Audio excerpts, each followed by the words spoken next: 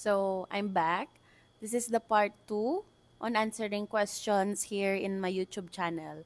So, may question po tayo kay Mr. Superman Batman 6894. Tumatawa yung boyfriend ko. So, um, gusto ko yung walang bayad na dating apps. Crying emoji. So, sir or madam, yung mga dating apps po, may bayad talaga pag mag-subscribe po kayo or mag-a-upgrade. Yung makikita nyo yung sino yung nag-like sa inyo, sino yung nag-heart, nag-swipe right. Makikita nyo yon pag nag-subscribe kayo. Pero pag gusto nyong libre, doon po kayo sa may messaging part na no need na po magbayad. For example, sa OkCupid, mostly kasi most recommended ko talaga yung OkCupid kasi doon po ninyo makikita yung mga matitino na tao. Because sa other na dating app, if you're looking for a serious relationship, OkCupid is the best for you.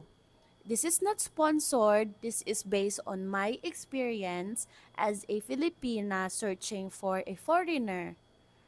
But I've searched my true love in Messenger because he messaged me. Uh, Tumatawa siya dito sa may kilid. He's laughing here, guys. So, don't mind him. He's playing his game. So, yeah, I always told you guys in my previous videos na no need na po mag-subscribe kasi sayang lang yung pera ninyo.